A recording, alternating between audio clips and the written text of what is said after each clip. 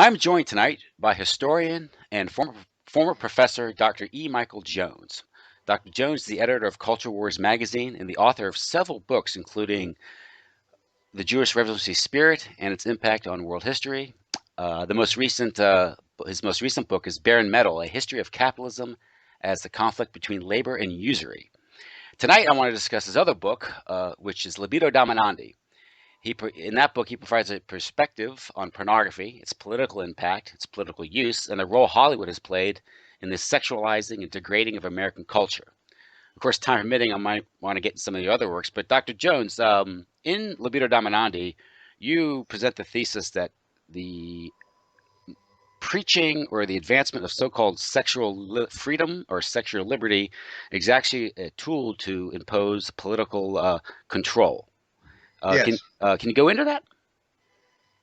Well, there are a number of different ways to go into it, but the one talk I've given all over the world is that begins with talking about the Israelis invading Ramallah in I believe it was 2002, 2003.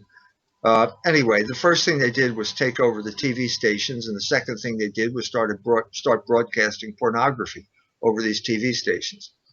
Now the question is, why would they do that? And if you're an American, you would have to say, well, because pornography means freedom, because that's what Americans believe. We have two Hollywood movies testifying to that fact: Boogie Nights and The People versus Larry Flynn. And the latter film has Larry Flynn saying explicitly in a courtroom scene, "No one's free unless I'm free to broadcast pornography."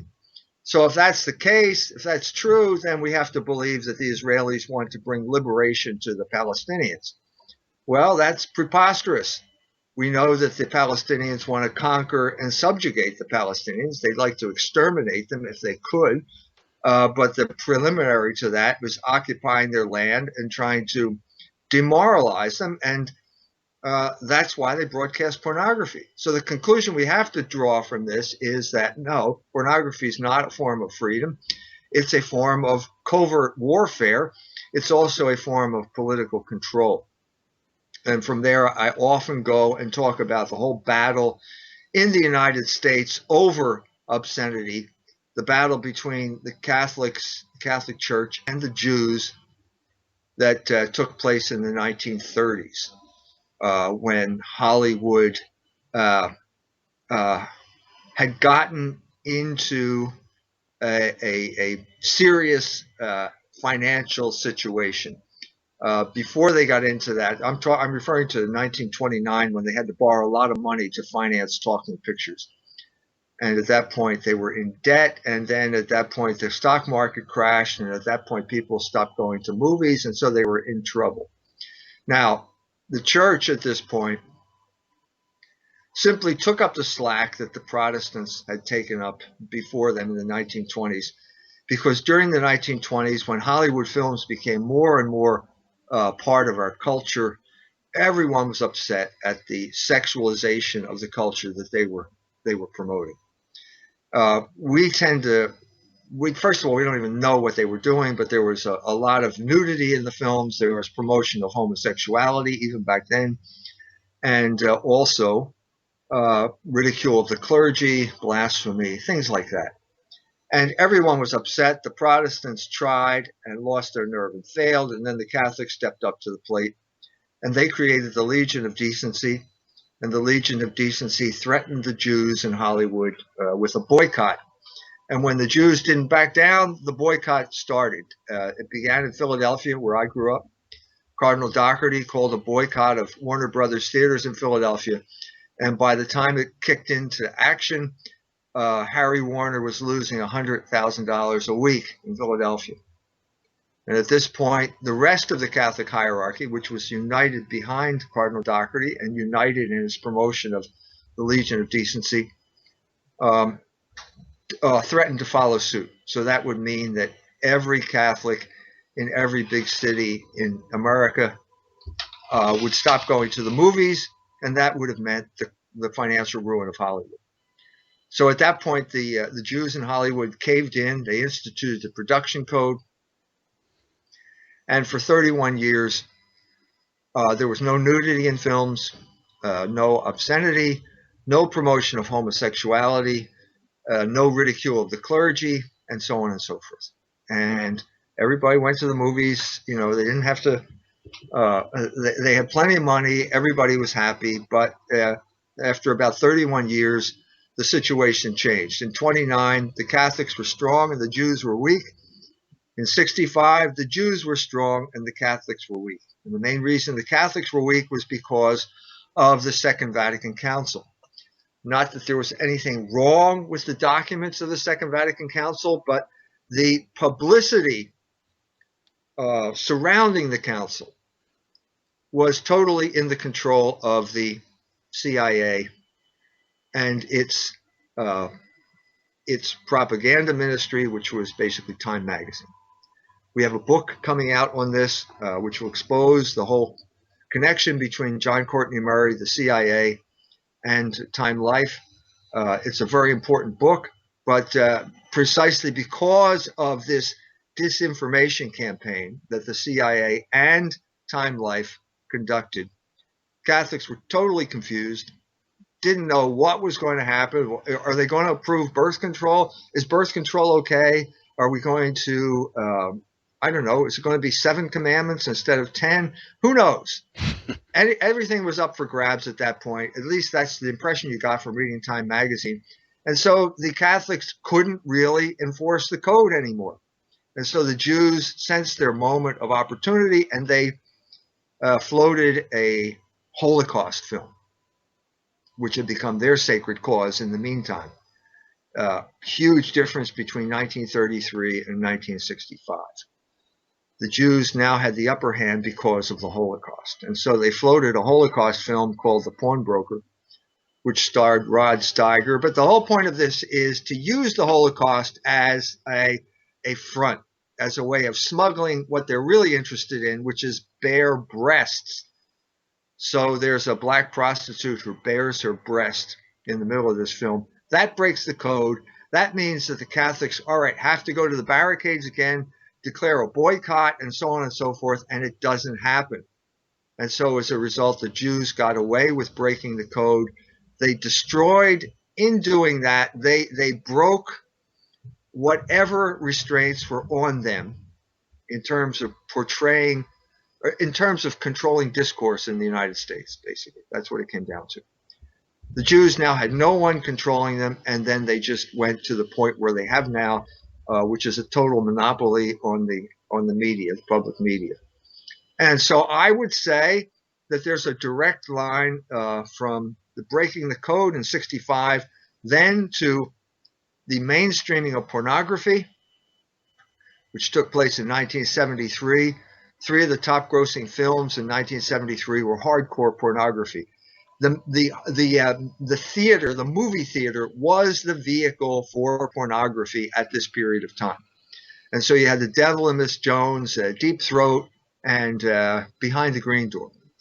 3 pornographic films being shown at first-run movie theaters around the United States. Pornography is always a function of technology. The technology has changed since then. It went from first-run theaters to VHS, and now it's obviously on the internet. But at that moment in time, it was first-run theaters. And once they mainstreamed pornography, they used it as a form of control. The first opponent, the first victim of this form of control was the Catholic Church, where the Catholic Church lost its control over the mind of its own people, largely because of pornography, but also because of the other things that I mentioned. And once that took place, basically we had a change in America. So I would say, so 73, we got hardcore pornography. 78, 76, Woody Allen is now on the cover of Time magazine as an American genius. 78, Nelson Rockefeller and John D. Rockefeller both die in the same year. These were the leaders. The Rockefeller family was in many ways the leaders of the WASP ruling class. What you have at this point is a changing of the guard. from the WASP ruling class to what we have now, which is basically a Jewish ruling class.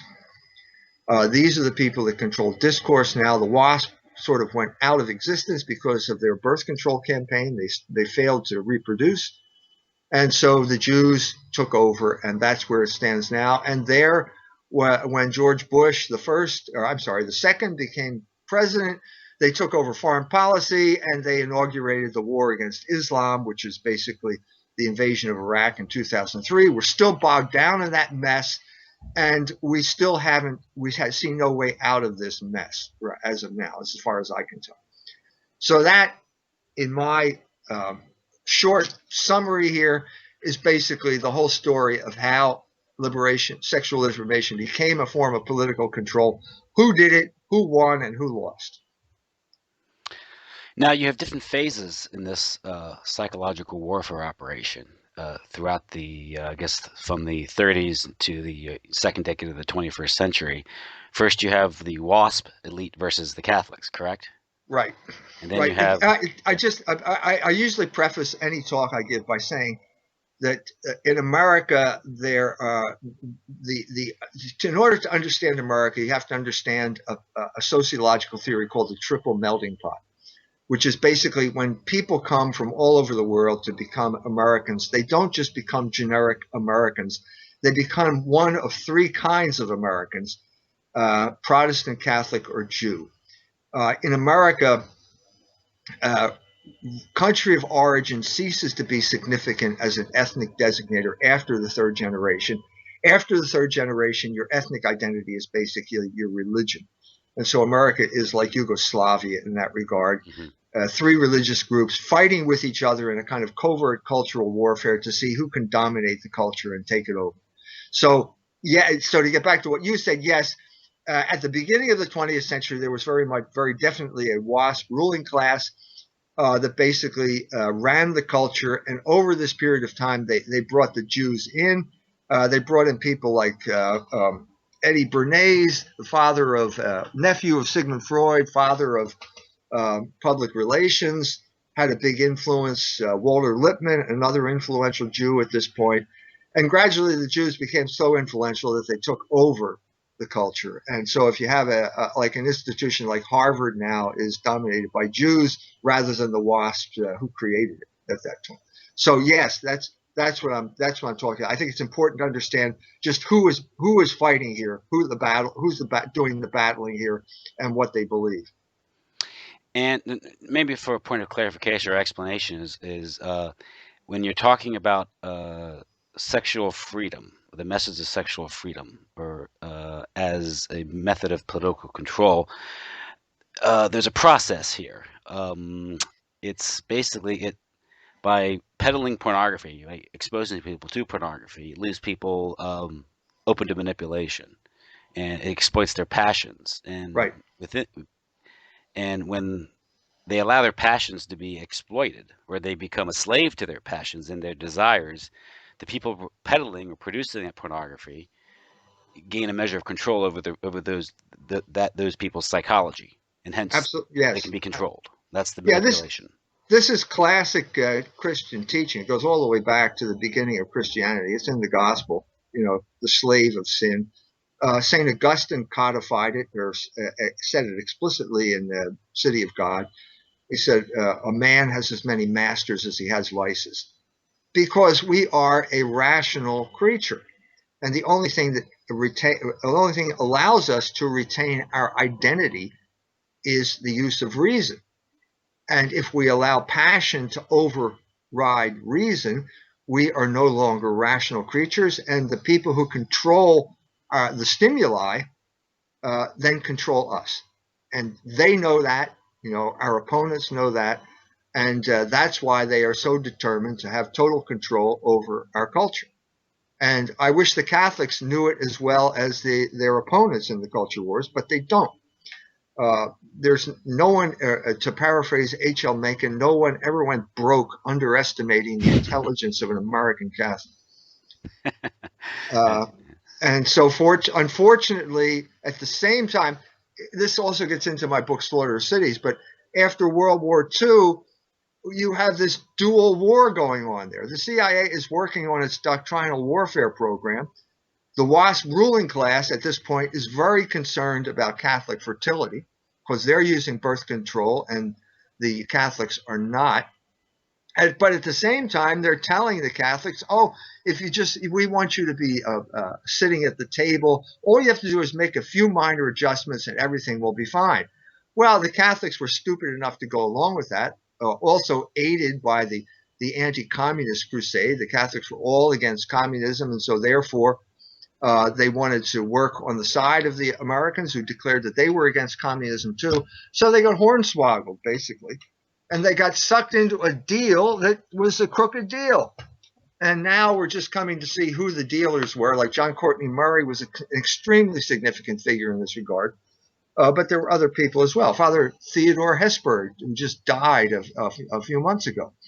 A notorious compromiser worked hand in glove with the Rockefellers. Even in 1965, he organized a private audience between John D. Rockefeller III and Paul VI, at which John D. Rockefeller volunteered to write what eventually came out as Humanae Vitae.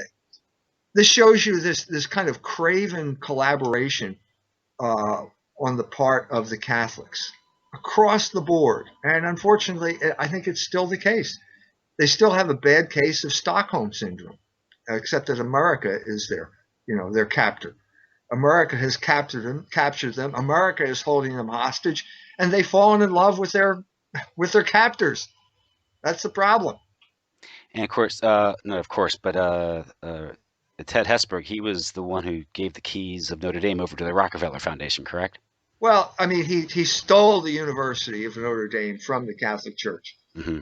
They called it the Land O'Lakes Statement, where he placed the university under a lay board of trustees.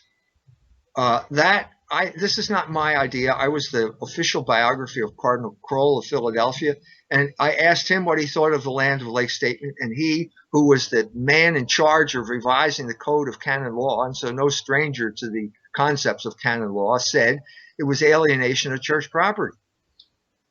So once the property was alienated, then Hesburgh did whatever he could to align the goals of the university with, first, the Rockefellers and all of the private foundations that were the main funders of higher education at that point, and then with the federal government that basically took over the role of the big foundations in terms of funding their subversive programs.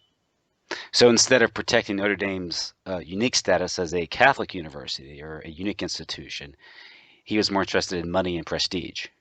Yes, yeah.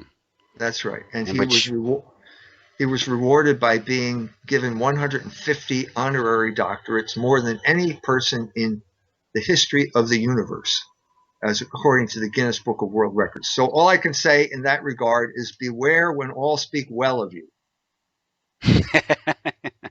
Yes, the people who are popular you got to worry about. Yeah. So looking at pornography, what you presented here, and what I tend to agree is it's a very sophisticated but very subtle form of psychological warfare. It's it's the old devil's trick of providing something that's initially pleasing but then leads to your destruction. That's right. Yeah, that's right. Now it does kind of get to your Slaughter of Cities book, because the method by which when you lay out basically what it was Catholics versus the Protestants, Catholics versus the Jews. And when we say Jews, we're talking about organized Jews, Hollywood, the elite. Jewish people is what I'm talking about. Mm-hmm. You invariably get in trouble if you criticize Jews. You're automatically called an anti-Semite. I am talking about the Jewish people. They have been organized for their entire history. Mm-hmm. The organization used to be known as the Sanhedrin. Now it's Major Jewish Organizations. Whatever it is, doesn't mean that every single Jew goes along with the agenda of the Jewish people. Yes, okay? Course, yeah. I need to make that clear. There are many Jews who support my work. Mm-hmm. Some of them have become Catholics at my suggestion, which I think is, what they should do. Some of them have not become Catholics. So to say that all Jews agree with this is wrong. I'm not saying that. I'm saying the Jewish people. The Jewish people. That is Well, the political entity I'm talking about. It was the Jewish people that killed Jesus Christ back then. The Jewish people said his blood be on us and our people. The Jewish people chose Barabbas, and in choosing him, they became revolutionaries, and they've been revolutionaries ever since. Okay?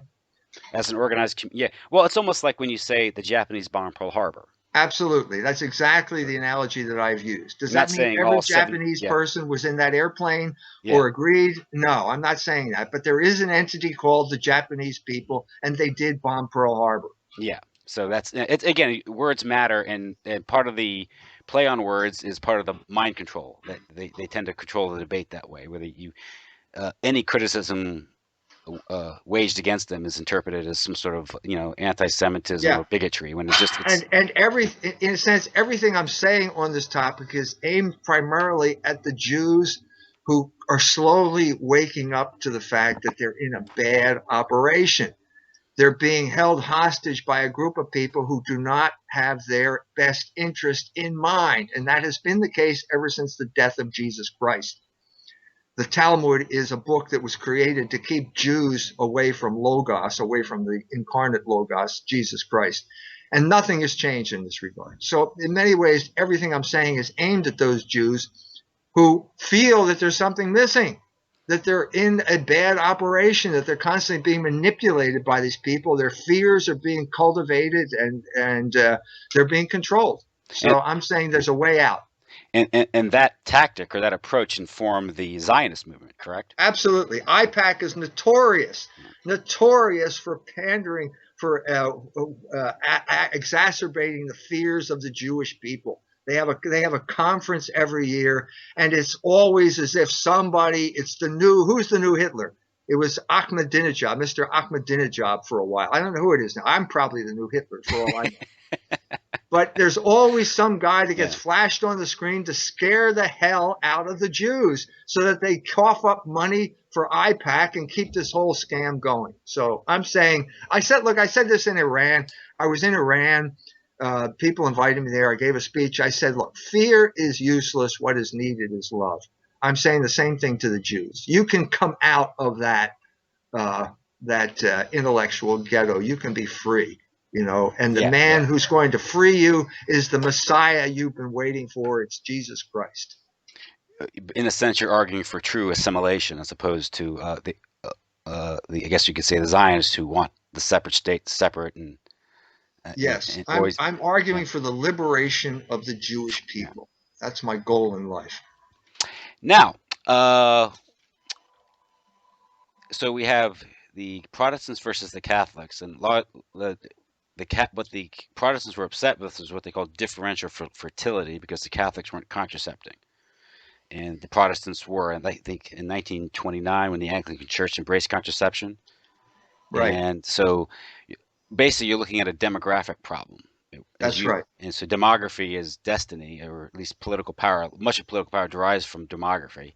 Absolutely. So Catholic Church, circa 30s and 40s, is deriving much of its political power, much of its cultural power, more importantly, and moral authority from these urban neighborhoods, these condensed or homogenous. No, it's Italian. not deriving. It's not deriving its moral power. It's I'm sorry. Yeah, its political power. Political power is based on that demographic increase that kicked off, especially after World War II. It was called the baby boom. It was mostly a Catholic phenomenon. So you have that, and so a strategy, and this is I get this from Lido Dominandi and also from your Slaughter of Cities, was to intentionally break up these neighborhoods so there'd be sort of a diaspora, so to speak. Right. And the more capable, more talented, skillful would leave the cities and go into the suburbs and become deracinated, lose their Catholic identity, right, and become Americans and middle class. If you lived in Chicago, you were Polish or Italian. Yeah. But as soon as you moved to Park Forest or someplace like that, you became middle class. And this is your example. The first town was Levittown, right? Which was originally was a government operation, right? It was like a pseudo World War II housing issue or something. They learned the Levitt brothers learned their technique as Seabees during World War II. Oh, okay, yeah. And they just brought that to bear in producing mass amounts of housing. I mean, you had a huge housing shortage at this point. You had, what was it, 11 million men coming back from the war, Yeah. and nothing had been built since pretty much since the Depression. So there's a huge demand, and so they just used these industrial techniques that had been perfected during the war. But it became then the vehicle for social engineering. Hmm. And they were very clear about that. If you read that book that supposedly was written by Gunnar Myrdal, uh, The American American Dilemma. Dilemma, he talks very openly about social engineering. We need social engineering at this point. And that's what they got. That's what we got, especially we Catholics. We got social engineering, and nobody knew it. Nobody knew it was happening. Nobody told us. So to get back to my family, I was born 1948. We lived in an Irish neighborhood in North Philadelphia. Uh, and then the black people crossed Lehigh Avenue. So what you had here was the carrot and the stick. The carrot was the FHA mortgages, these low percentage mortgages for houses in the suburb, and the stick was black migration. Basically, the government brought black people up and then flooded them into, deliberately put them into Catholic ethnic neighborhoods. The example I give specifically was the St. Louis the King Parish in Detroit, where the pastor objected to, there's plenty of room in Detroit. It's a big place. It's not like an island like Manhattan, plenty of room.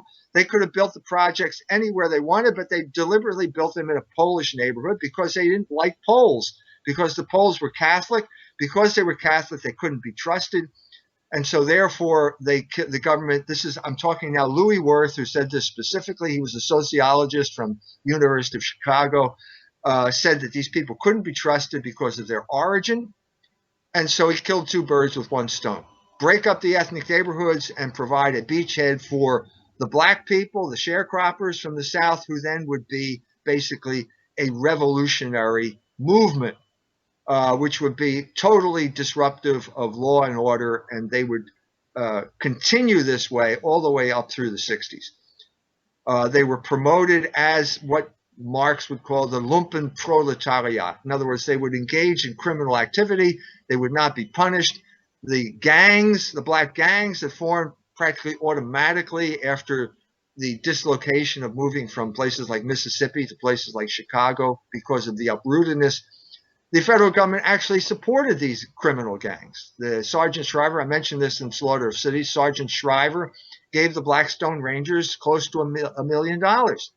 Well, they knew, this came out in the church hearings in 1976, the Office of Economic Opportunity knew they were engaged in criminal activity, and they gave them the money anyway because they wanted them to engage in criminal activity, because this made it intolerable for the white people, the Catholic ethnics, who were called white people at that time. And so they would move, and that would be fulfill the social engineering plans for the Catholics. And so the whole notion of suburbia was a social engineering operation. Absolutely. Absolutely. Yeah. And of course, in order to get to suburbia, you had to have a car. And in order to get to, you had to have roads. And so the whole program of social engineering revolved around getting people out of cities and moving them into suburbs. I found a quote in Slaughter of Cities, I think by Bill Kaufman, you provided, where he says, "The invisible hand did not build the federal highway system." No. Yeah, and so this it was, is one of these. yeah. This is one of these preposterous fictions that our libertarian friends come up with. That it was all just the market. Well, that's crazy. It was not the market. It was the government, the heavy hand of government, without which the interstate highway system could not have been built. And what was it built for? It was built to move people into places where they could be controlled more easily. So you couldn't sit on your front step and talk to your neighbor across the street because the streets were too wide and you had to mow your lawn or something like that. And even those, and at that point, you also had the rise of television.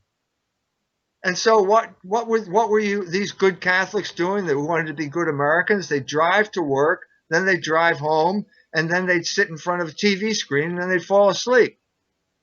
And they'd get up and do the same thing the next day. It was totally isolating, totally alien to man's social nature, and also totally destructive of Catholic identity. And this gets into how you discuss how these like the Bauhaus movement, the Grotius, Walter Gropius, Gropius. Gropius, how he believed if you provide the architecture, you could change human nature. Correct? That's the idea. Uh, y- yes, I Yeah. mean basically a Bauhaus. Bauhaus was for Negroes.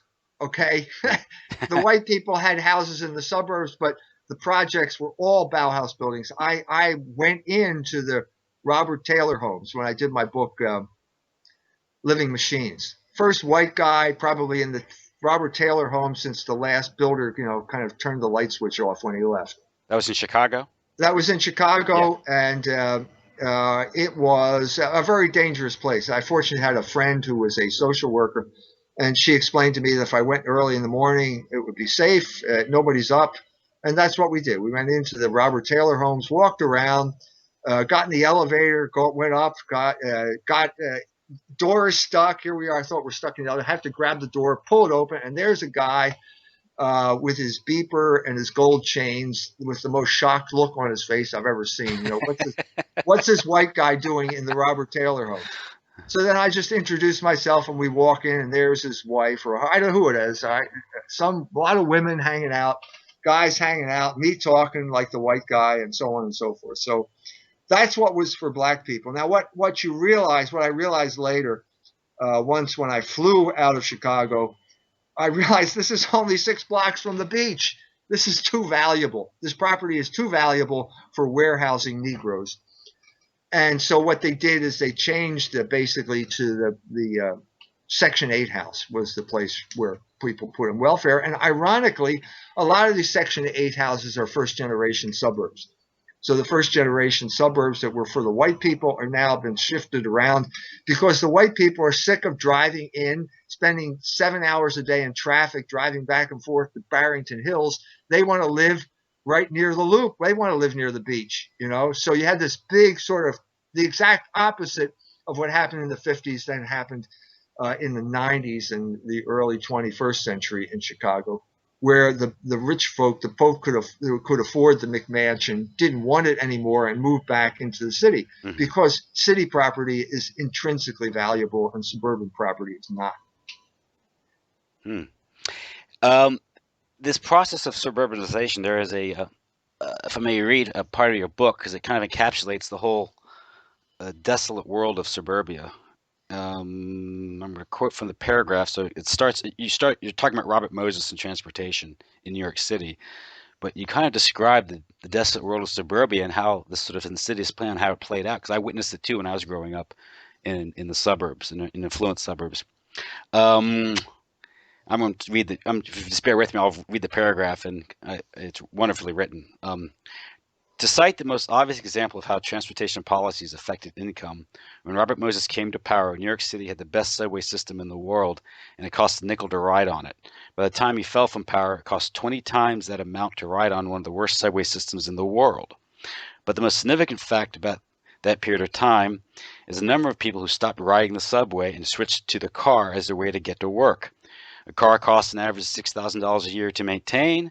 That fact, coupled with the fact that houses in the suburbs invariably cost more than houses in ethnic neighborhoods in the city, and the fact that wages have stopped going up in this country in 1973, it's an important point, by the way, there's reasons for that, had forced millions of women into the job market, so that the families with 2 wage earners, and perhaps the kids working at child labor mills like fast food restaurants, can earn what dad alone could do on his wage before, which is to say, raise a family with mom at home to run the household. Now, this is the kicker, what I like. The cost of the car in the house and in the suburbs is enough to drive mom out of the house, and with mom out of the home, the kids came home after school to watch MTV. With mom out of the home, the vampire TV culture has a free hand in forming the minds of the young, telling them how to spend their money in the best interests of the people who advertise at MTV. Congratulations, Michael Jones. It's a wonderful paragraph. Thank you. Thank But you. that encapsulated the whole kind of how it's played out so far. But now suburbia is on, like as you have alluded to, suburbia is now being targeted because as the American economy has been deindustrialized, the jobs aren't there to support the middle class incomes. And you mentioned now suburbia is now being integrated or being targeted for the social engineering scheme with Section 8 housing.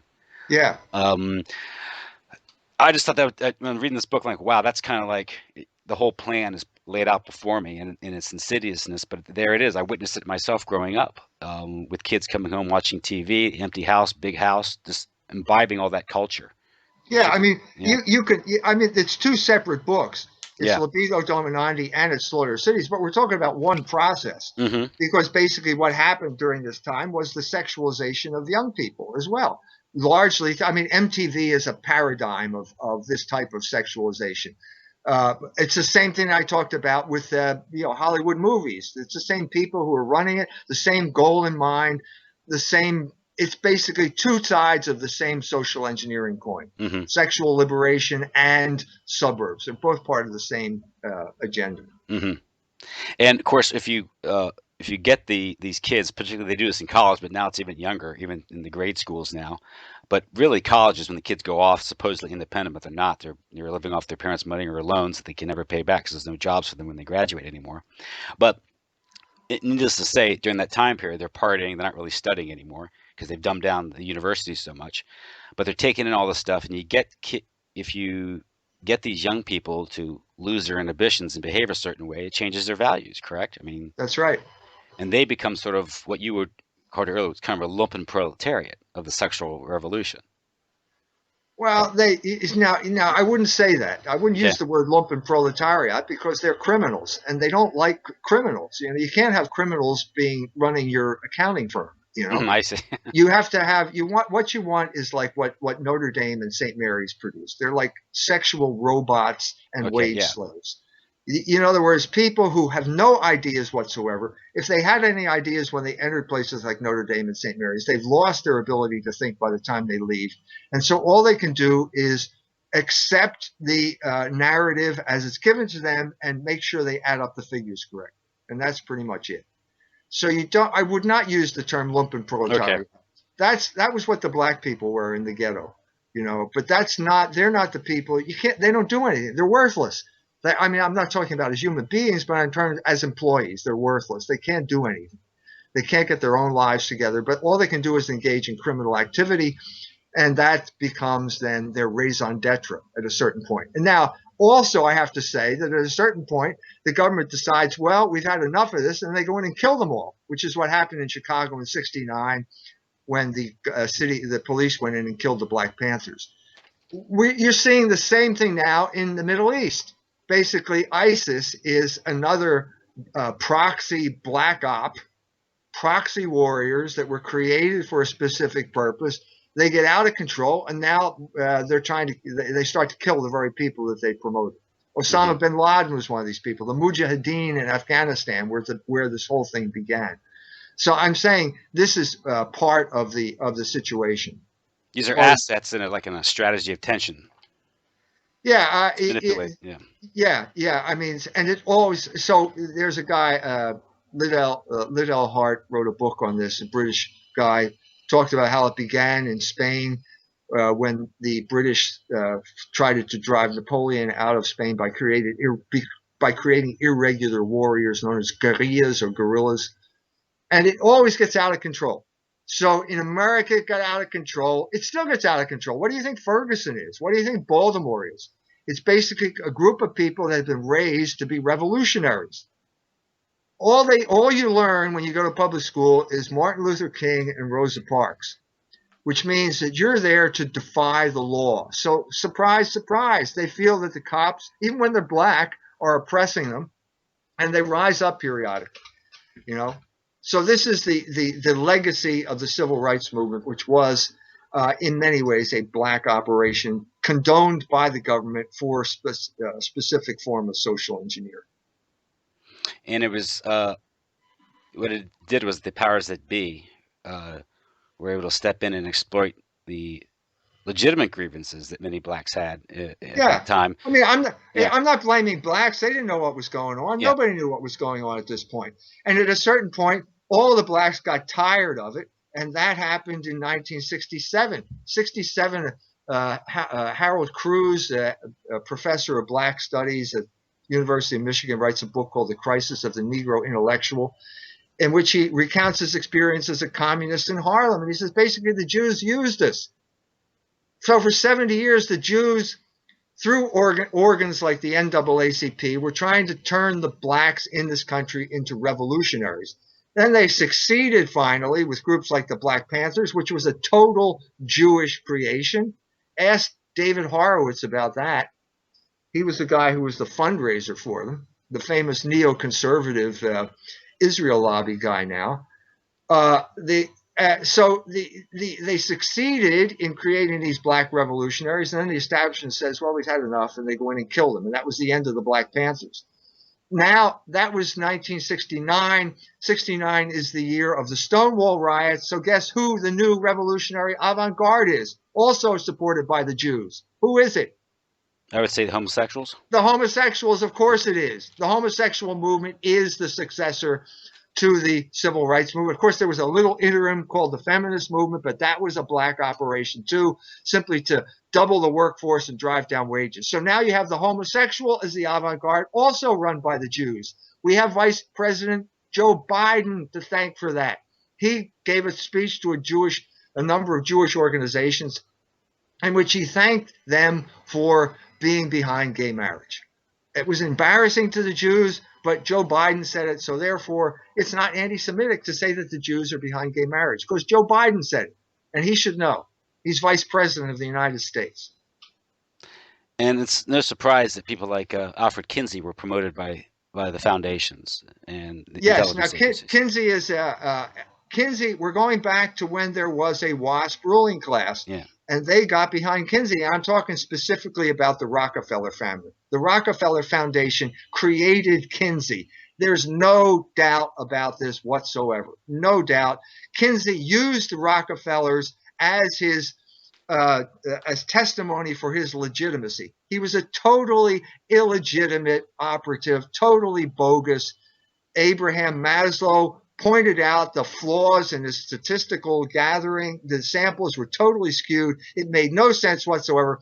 But the WASP ruling class was behind him 100%. So I'm talking not just about the Rockefellers. I'm talking about Time Life, Time Magazine, putting him on the cover of Time Magazine in the early 50s, I believe. And that's Henry Luce, Time Life. Henry Luce, Time Life, and CIA. the CIA. Basically, they're all the same operation. And and the link between between Time and the CIA is C.D. Jackson. And Time Life. I'm sorry. We talk about C.D. Jackson in our forthcoming book by Dave Wemhoff on John Courtney Murray, Time Life, and the CIA. And he was the author of that recent article in February in Culture Wars, correct? Absolutely, that's right. Yeah. And so this is an important part of recent intellectual history in the United States. When is that book due out? It'll be out in September. Okay, exciting. When I heard that book was coming out, I was like, that's something I got to get into. That's very interesting because the whole Time Life empire was sort of like created to sell the American century to the American public. That's right. It was his idea, and he was prescient enough to see that World War II was going to lead to American hegemony over the entire world, except for communism. Mm-hmm. And so they created the anti-communist crusade as a way of consolidating their power in the rest of the world. Mm-hmm. So that in many ways has not changed. Now, with the fall of communism, we're now on the verge. We're in a very dangerous period, verge of World War III or IV, whatever you want to call it, with Russia. They're rattling sabers, talking about using nuclear weapons. The United States is talking about using nuclear weapons. This is a very dangerous period, but it shows you the malevolent nature of this American empire. You made a point. I think you've made a point in Libido Dominandi that the importance of pornography or sexual morality is that changing morality is sort of a pre-political act and enables you to control the culture. And once you control the culture, the political control falls into your lap. That's right. Yeah. And so with the sexual revolution, and we saw this. This was talked about or written about by Wilhelm Reich, who saw I think you've phrased it in a way, the sexual constitution is crucial to the political constitution. Yes. Can you discuss Wilhelm Reich and his role in all of this? Yeah, he's one of the absolutely crucial figures in the history of sexual liberation as a form of political control. He's right up there with the Marquis de Sade, who was probably the founding father of this whole idea. But Wilhelm Reich was a Jew. He was a communist and a Freudian psychoanalyst living in Vienna. Came to prominence in the 1930s, and during this time, he was trying to. First of all, he's engaged in a cultural warfare with the Catholics. The Jews are powerful in Vienna, the Catholics are powerful in the countryside of Austria, and they are battling over who's going to control the culture. And so in order to win this battle, he's trying to convert everyone to communism, but he realizes that it's hard to get people enthused about communism. But he realized as well, if he ever talked about sex, he always had a big crowd. So he realized that sex was a good way of attracting attention. And not only that, he started to develop this whole theory of how sex could be used politically. And the book is called The Mass Psychology of Fascism. It came out in 1933. And basically he said that either you pray or you masturbate, but you don't do both. And so if you spread masturbation, you will kill prayer. And so he said it's pointless to debate the existence of God with a seminarian, let's say a Catholic seminarian. All you have to do is get him involved in sexual activity, and the idea of God, by which I mean illicit sexual activity. Obviously, I'm not talking about marriage. But all you have to do is get him involved in illicit sexual activity, and the idea of God will evaporate from his mind. Well, guess what? This is what actually happened. Reich appears on the cover of the New York Times Magazine in 1970. This is the aftermath of the Revolution of '68 in Paris, and so on and so forth. And what you see during this period of time is a tremendous sexualization of the American clergy. Notre Dame was instrumental in sexualizing American clergy during this period of time, late 60s, through its summer program, where basically nuns and priests would get together and they'd fall in love and they'd run off and get married. Now, there are some people who are not heterosexual. They have different inclinations. And these people went on to become the real plague in the Catholic Church, the homosexuals, because they felt no desire to leave. Why should they leave? They don't want to start a family. They're not interested in that kind of stuff. There's no clear dividing line between sexual activity between adults and adolescents. There's no big bell that goes off. These people are probably more attracted to younger people because younger people are more attractive. Let's face it. You know, when you're 18 years old or 17, you're more attractive than when you're 96. Okay? So huge numbers of clergy succumb to this, and then we have and of course, they're being cheered on by the media as the new wave of priests. You know, they're in Boston. I forget the guy, Goen, I think. Anyway, the Boston Globe was cheering this guy on. And then, of course, it finds out that he was molesting children. And so, therefore, the same society that cheered him on now comes down on the church like a ton of bricks. And the church is basically almost destroyed by lawsuits. So you see here, and of course, the place where this happened even worse than the United States is, of course, Ireland, where they had a catastrophic sexual molestation problem, which was then used by the enemies of the church to destroy the political influence of the church. And the net result is this referendum on gay marriage, where the Irish who survived the potato famine have now all drunk the Kool-Aid or taken the soup of secularism. By undermining the church's credibility within the community, you left these people without a parish, without a priest, then they're an easy mark from that point on. That's right. Yeah. And so exactly what I'm saying. Yeah. At the same time, the sexualization of the clergy is going on, we're having the breaking up of Catholic neighborhoods. So it's a miracle that the church survived at all during this period because of the vicious and covert nature of the campaign that was waged against it at this period. Mm-hmm. And I would say the majority of Catholics still don't know what happened. They still don't know what happened. And the official gatekeepers, the Catholic professors, with their Catholic inferiority complex, are making sure they never learn. A professor at Catholic reviewed my book, Slaughter of Cities, for the Catholic Historical Society, and said I made it all up. didn't mention one name that I mentioned, didn't mention Louis Wirth, didn't mention anybody.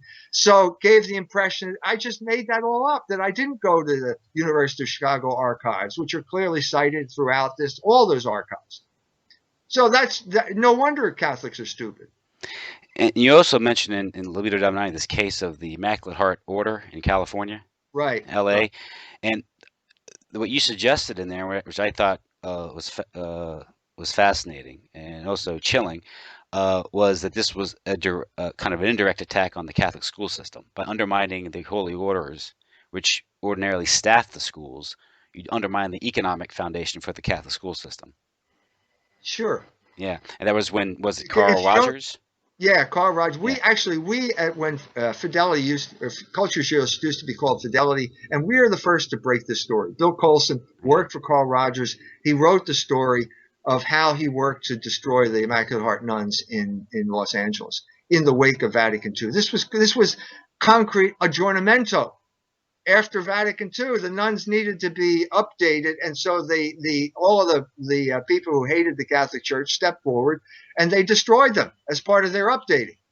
And that story is like the classic example of what I'm talking about. It's gone on to be a part of the lingua franca now. Now people know about it the same way they know about the real Hesburgh now.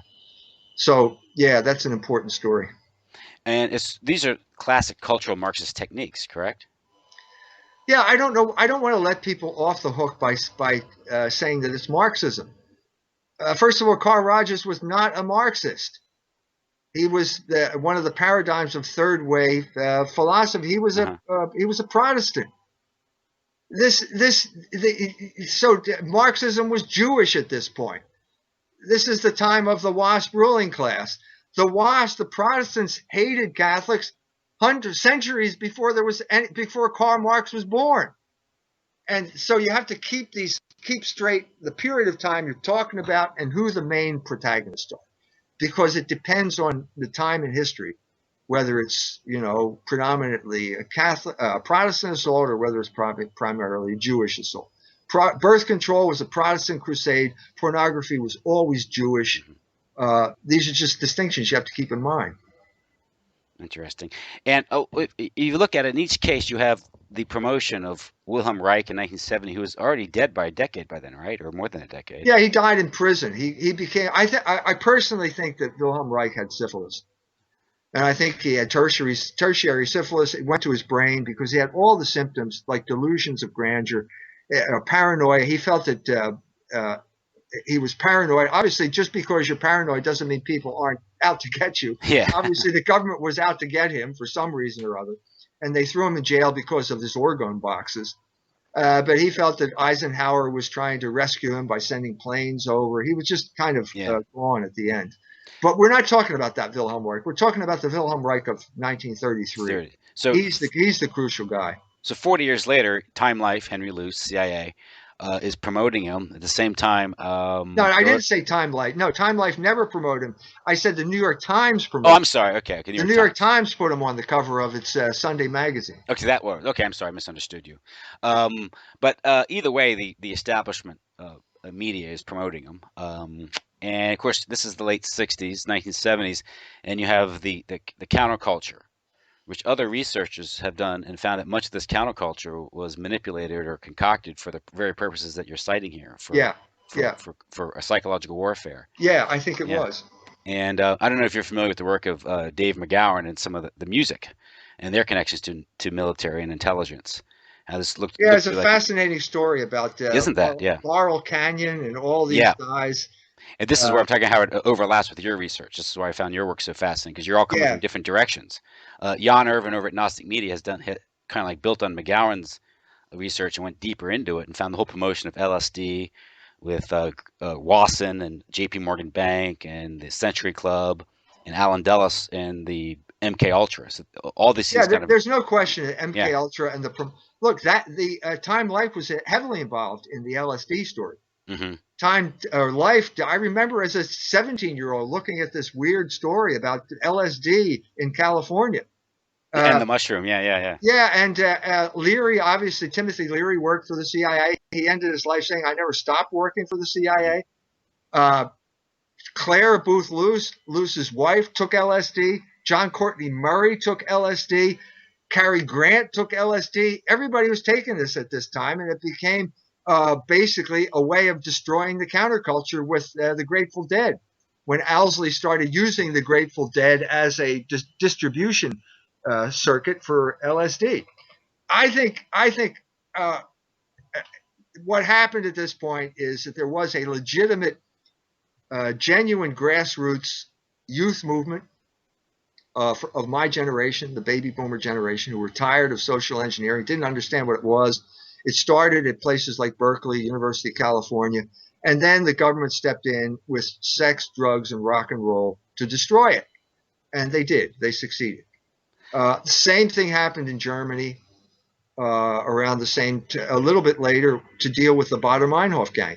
First, you had the sexualization of German culture around 1973, and when that didn't work, places like Berlin were flooded with heroin.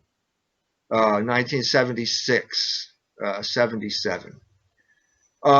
One of the people that has heard this talk that I've talked about, the Israeli pornography talk, was involved in the invasion of Panama, 1989, with George Bush. I remember the news stories at that point. It was all, they were playing rock music to get Noriega out of his house. Well, what he told me, he was there, they were broadcasting pornography too. Well, how come that didn't make it into the news accounts? How come that didn't come? Well, because that's the sign that it's covert warfare. Pornography was used in 74 to overturn the communist government in Portugal. Iraq, after 2003, after the American invasion, Iraq is flooded with pornography. It's too obvious to ignore now. This story is out. And I think that once the story gets out, anybody in his right mind can see that sexual liberation is a form of political control. Fascinating. And of course, your novel Ratcatcher is about Germany in the 70s, correct? That's right. And I'm trying to write a sequel to the Ratcatcher. So the Ratcatcher is about the sex part, and the second volume is going to be about the drug part. Well, I said it before that culture is very important, and it's so important, whether it's music, entertainment, literature. The powers that be aren't going to take a laissez-faire approach to it. They're going to manipulate it. No. Right? And so it's naive to think that these things are going to be allowed to develop in a way that maybe challenge the status quo or challenge the powers that be. I think this is the main service that the useful idiots who are the libertarians provide for the regime. They give you this illusion that it's just market forces. No, I'm sorry, it's not just market forces. The powerful control the market, and they are the ones who create these cultural outcomes. So, sorry, it's not true.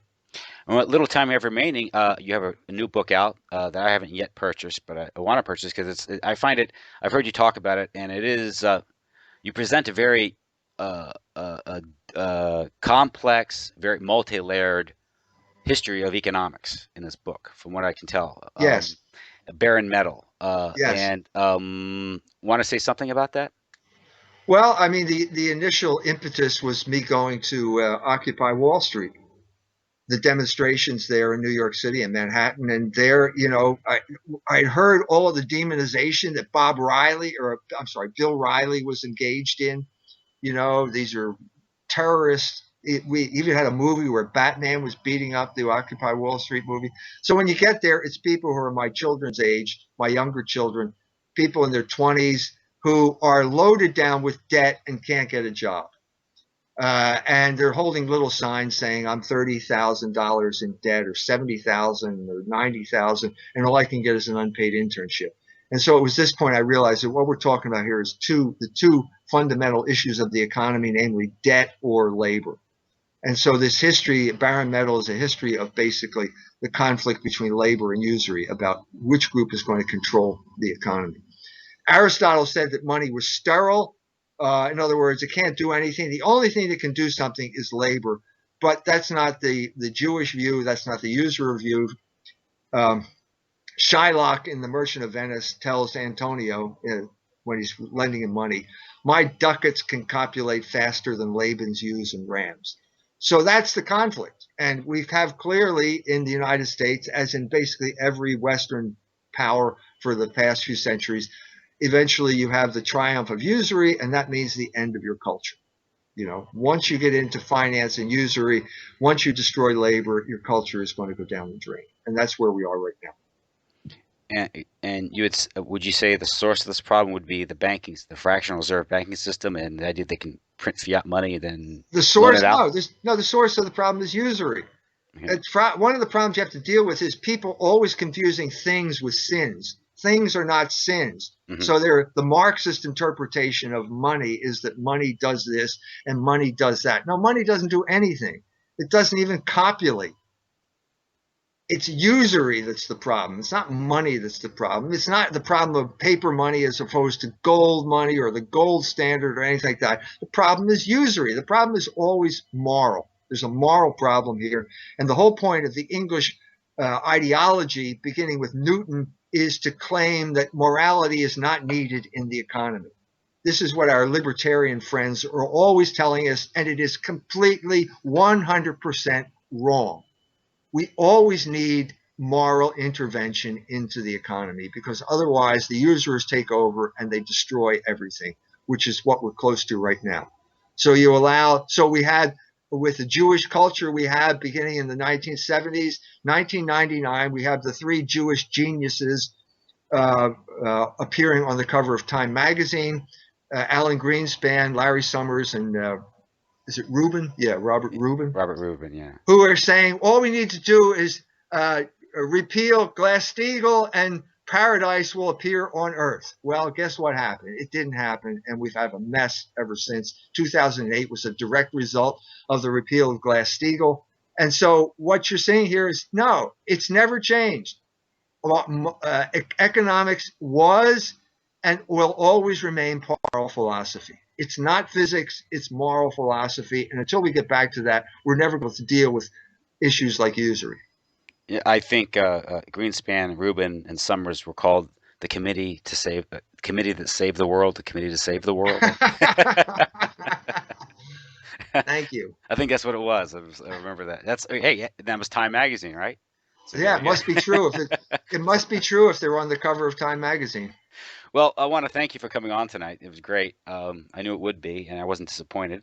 Again, it's Dr. Michael Jones. He is the editor of Culture Wars magazine, author of several books. And all the books are available at culturewars.com or on Amazon.